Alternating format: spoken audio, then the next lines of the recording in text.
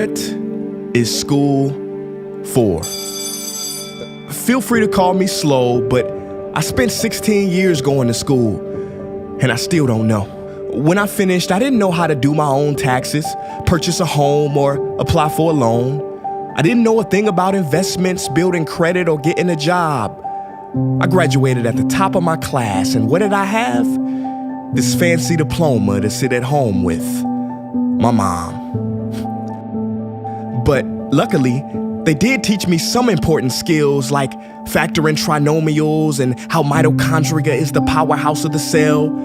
I'm so happy I remember the Pythagorean theorem, because it helped me a lot. Okay, I'm lying. Let me stop. Because all the stuff they taught me, truthfully, I forgot. Mom, remember when you would ask me, what did you learn in school today? And I would say, nothing much. I wasn't being modest. The truth about it, Mom, is I had already forgotten. And it's not just me. Millions of students sing the same song.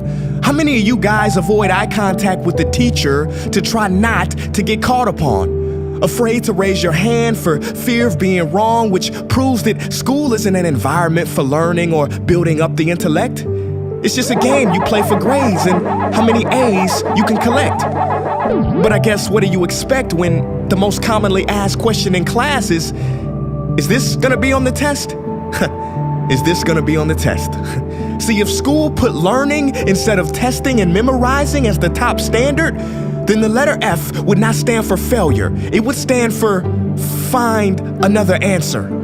And if school was really interested in our personal and academic success, students would wake up later, have more freedom, and homework a lot less. And that's not my opinion. This conclusion has been scientifically tested and proven. And any teacher that doesn't believe me, feel free to check my works cited page to inspect.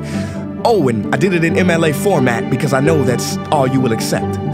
See, students would get more benefit from an extra hour of sleep than putting them through the torture of an extra essay, reading 150 pages, doing problems 1 through 60 on the worksheet, and having 3 projects due by the end of the week.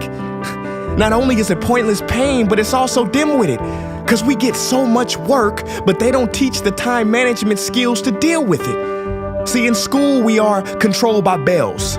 We have to learn in rooms with the feng shui of a prison cell. We have to ask permission to relieve bodily functions, but not before the teacher asks a million questions like, why didn't you go before class? I'm sorry, my bladder is kind of on its own schedule and it's not always timely. See, teachers always say, use your time wisely. But that never made sense to me. Because these 6 cruel hours of our lives we call school might literally be the worst use of time management ever in history. Think about it, the traditional teaching method is foolish. No, it's useless, multiplied by the square root of stupid. What they do is they cram information in your head, force feeding you, and then you throw it up on the test.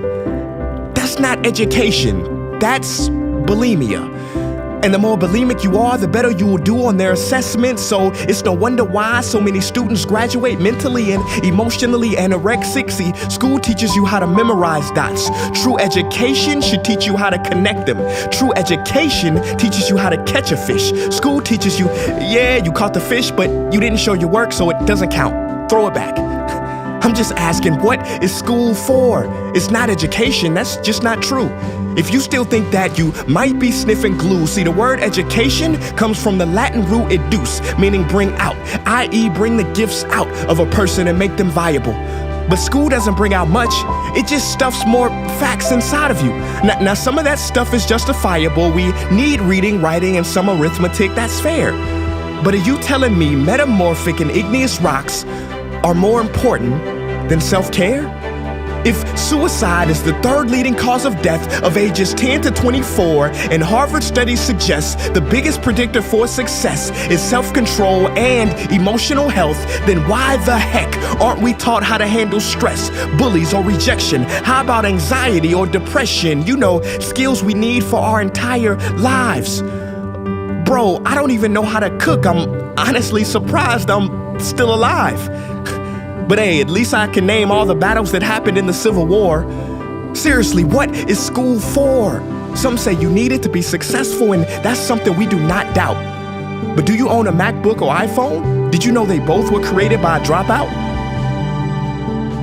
Are you watching this video on Facebook or YouTube? Doesn't matter which you choose. They both were created by dropouts. Ever use Snapchat, WhatsApp, shopped at Whole Foods? Well, thank a dropout. Does your home furniture come from IKEA? Okay, don't get the wrong idea. He was not a dropout. Don't be a fool. I mean, how could he drop out? Ingvar Kamprad, founder of IKEA, never even went to school. I know what you're thinking. He's just picking and choosing. There's millions who didn't go to school that aren't successful. Who is he fooling? And you're right. But open your history books and start perusing. You'll find the very people we idolize in school never really had formal and/or secondary schooling. I'm talking George Washington, Abe Lincoln. America's best presidents had zero school between them. Ben Franklin, Thomas Edison, shall I proceed? Ernest Hemingway, Mark Twain, Teddy Roosevelt, Margaret Mead. Now please, I'm not saying drop out, because some schools are great and many teachers are rare treasures. I'm saying that there's a difference between people who are smart and people who score better. I'm saying that your future is something that no test will ever measure, even if that test begins in 3 letters like SAT, ACT. It's BS if they say those determine your LIFE. No, your destiny is in your hands. You must shape it to be great. So don't expect school to open doors, because it's more likely to slam them in your face. Sometimes I wonder about all the dreams lost in school and how much potential goes to waste. If it wasn't for music and YouTube, then I would have been just another lost case. Everybody watching this, please, close your eyes. Imagine a child sitting in the back of some teacher's class in some town. He never raises his hand, he fails most of his classes, but inside of him, there is a passion. And if nurtured and brought out, will lead him to discover the cure for cancer. But you see, I'm afraid that child's gift will never come out. He will never win the Nobel Prize award because in class he was ignored and his worth was judged only by his scores. So teachers, principals, parents, advisors, and students, I ask one more time, what is school for?